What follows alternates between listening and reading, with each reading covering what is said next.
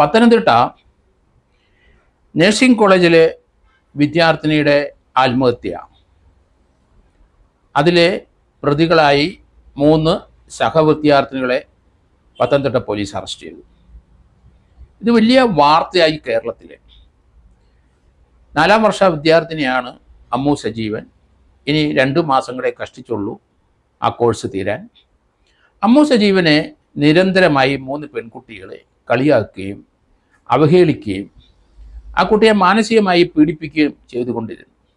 ഇതിനെ സംബന്ധിച്ച് ധാരാളം പരാതികൾ ആ കുട്ടി ക്ലാസ് ടീച്ചറിൻ്റെ അടുത്തും പ്രിൻസിപ്പലിൻ്റെ അടുത്തും പറഞ്ഞു. എന്നിട്ടും ഇത് നിൽക്കുന്നില്ല.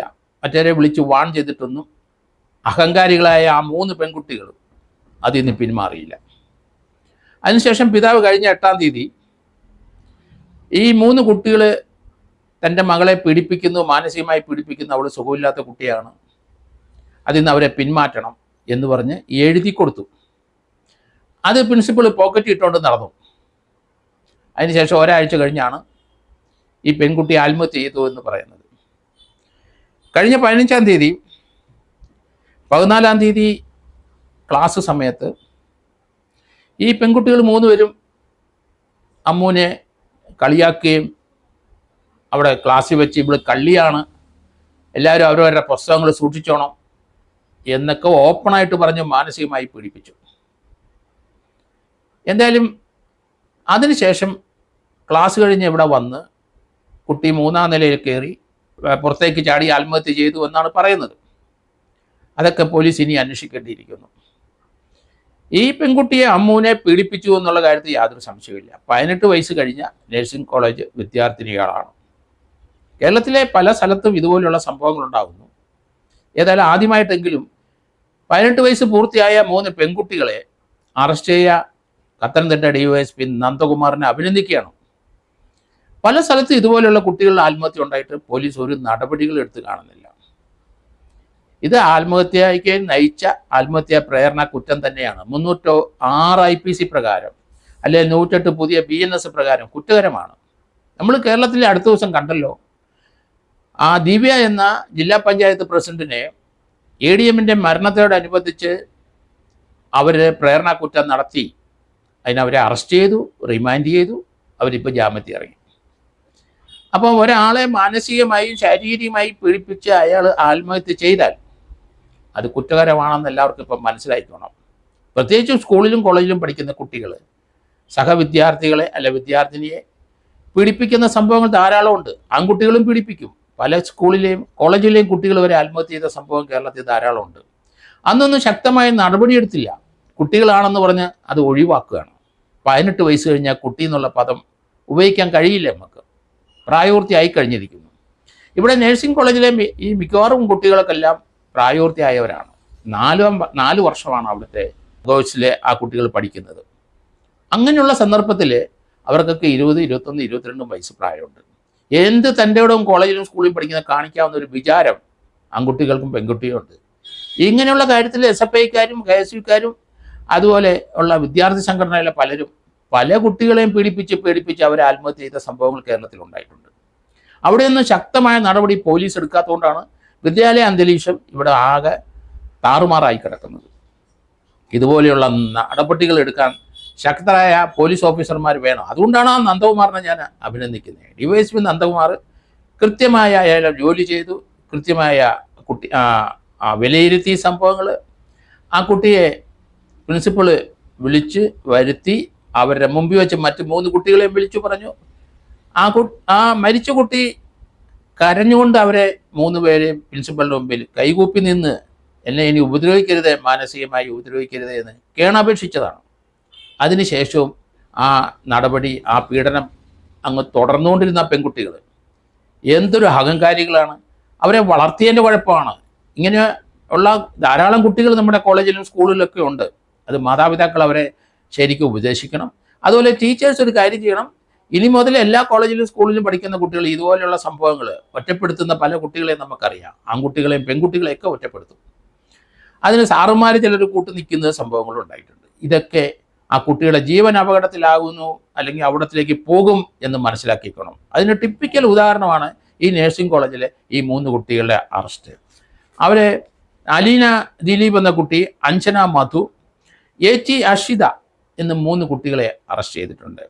ഈ പെൺകുട്ടി കോളേജിൽ നിന്ന്, നഴ്സിംഗ് കോളേജിൽ നിന്ന് വിഷമിച്ച് കരഞ്ഞ് അവർ ആ മരിക്കുന്ന ദിവസം ക്ലാസ് മുറി വെച്ച് ഇവൾ കള്ളിയാണ്, എല്ലാവരും സൂക്ഷിക്കണമെന്ന് പറഞ്ഞ് അവിടെ നിന്ന് ഇറങ്ങി ഓടി. ക്ലാസ് കഴിഞ്ഞ് നേരെ വന്ന് മുറി വന്നിട്ട് നേരെ 3-ാം നില കയറി ചാടി എന്നാണ് ഇപ്പം മനസ്സിലാകുന്നത്. ആ കുട്ടിയുടെ കാല് ഒടിഞ്ഞ് അത് വെളിയിലോട്ട് അത് തൂങ്ങിക്കിടന്നു. ആ കുട്ടിയെ പെട്ടെന്ന് ആശുപത്രി കൊണ്ടുപോയി, പത്തനംതിട്ട ജില്ലാ ആശുപത്രി കൊണ്ടുപോയി. അവിടുന്ന് തിരുവനന്തപുരം മെഡിക്കൽ കോളേജിൽ കൊണ്ടുവരുന്ന വഴിക്ക് മരണമടഞ്ഞു. അതിന് കൃത്യസമയത്ത് ശുശ്രൂഷയും കൊടുത്തില്ല. ആ 3-ാം നിലയിൽ നിന്ന് വീണിട്ട് കാല് മാത്രമേ ഒടിഞ്ഞുള്ളൂ. എങ്ങനെയാണ് ലാൻഡ് ചെയ്തത്, എവിടെയാണ് ആ കുട്ടിക്ക് പരിക്കേറ്റിരിക്കുന്നത്? ആ കുട്ടിയുടെ റിബ്സ് എല്ലാം ഒടിഞ്ഞു പോകാനുള്ള സാധ്യതകൾ കൂടുതലാണല്ലോ. അങ്ങനെ ഒരു അപകടം ഉണ്ടായില്ലെങ്കിൽ ഈ പെൺകുട്ടികൾ എന്തെങ്കിലും ചെയ്തതാണോ ഇല്ലയോ എന്നും പോലീസ് ഇനി അന്വേഷിക്കേണ്ടിയിരിക്കുന്നു. കാരണം ഇപ്പോഴത്തെ പെൺകുട്ടികൾ ഇതുപോലെയുള്ള കൃത്യങ്ങൾ ധാരാളം പേര് ചെയ്യുന്നവരാണ്. അതിനുള്ള ധൈര്യമുണ്ട്, അതിനുള്ള മാനസികാവസ്ഥയുണ്ട്. അവരൊക്കെ യഥേഷ്ടം അങ്ങ് വളരുകയാണ്. ഈ രാജ്യത്തെ നിയമങ്ങളെപ്പറ്റി യാതൊരു അവബോധവും അവർക്ക് ആർക്കുമില്ല. അതുകൊണ്ട് കോളേജിലും സ്കൂളിലും ഉള്ള സാറുമാർ ഇവർക്ക് പ്രത്യേകമായി ഇതിന് ക്ലാസ് എടുക്കണം. ഒരു കുട്ടിയെ മാനസികമായി പീഡിപ്പിച്ചാലും അല്ലെങ്കിൽ ആ കുട്ടിയെ ഒറ്റപ്പെടുത്തിയാലും അത് കുറ്റകരമാവും. കുട്ടിക്ക് എന്തെങ്കിലും അപകടം ഉണ്ടായാൽ ആ കുട്ടികൾ തീർച്ചയായിട്ടും 12 വയസ്സിന് മുകളിലോട്ടുള്ള കുട്ടികൾ പ്രത്യേകിച്ചും കുറ്റക്കാരായി പോലീസ് കണക്കാക്കും. പോലീസ് ശക്തമായ നടപടി എടുക്കട്ടെ. ഇതുപോലെയുള്ള നടപടികളാണ് നമുക്ക് വേണ്ടത്. സമൂഹത്തിലെ കുട്ടികളെ നമ്മൾ ഇതുപോലെ തന്നെ നേരായി വളർത്തണമെങ്കിൽ ഇങ്ങനെയുള്ള നടപടികളും ഉണ്ടാവും എന്നുള്ള ബോധം അവർക്കുണ്ടാകണം. എന്തായാലും പത്തനംതിട്ട ഡിവൈഎസ്പി ഇവരെ അറസ്റ്റ് ചെയ്തു.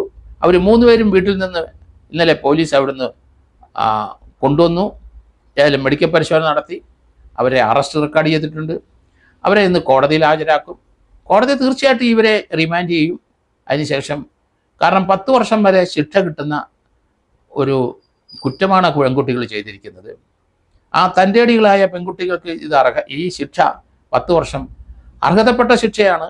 അവർക്ക് ജാമ്യം ലഭിക്കണമെങ്കിൽ മാതാപിതാക്കൾ ജാമ്യക്കാരുമായിട്ട് കോടതി വരണം.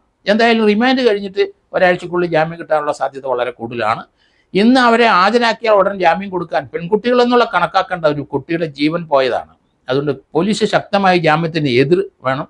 ഈ കുട്ടികൾ ഒരാഴ്ച കിടക്കട്ടെ സബ് ജയിലിലെ.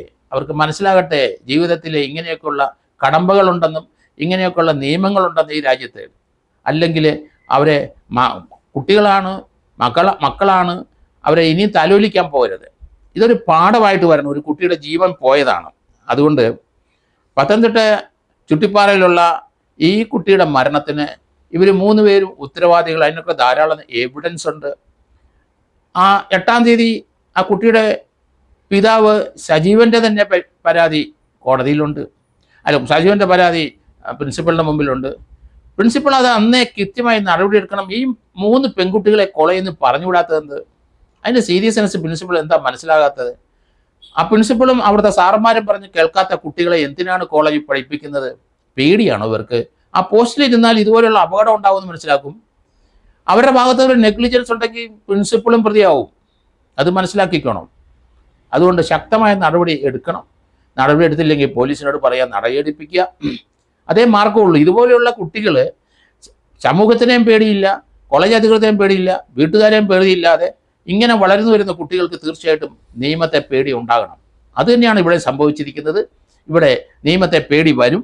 പോലീസ് ശക്തമായ നടപടിയിലിട്ട് എടുത്തു. ഏതായാലും പത്തനംതിട്ട പോലീസിന് ഒരിക്കൽ കൂടി അഭിനന്ദിച്ചുകൊണ്ട് ഞാൻ ഇത് മറ്റുള്ളവർക്കൂടെ ഒരു മാതൃകയാകണം ഇതുപോലെയുള്ള സംഭവങ്ങളെന്ന് എല്ലാവരും ശ്രദ്ധിക്കണം. അതുകൊണ്ട് മാതാപിതാക്കൾ ഇത് ശ്രദ്ധിക്കണം. ഈ നടപടി പലർക്കും ഉണ്ടാകും ഇനി മേലിൽ. അങ്ങനെയുള്ള കാര്യങ്ങൾ കുട്ടികളെ പഠിപ്പിക്കണം, ബോധവൽക്കരിക്കണം എന്നാണ് എൻ്റെ അഭ്യർത്ഥന.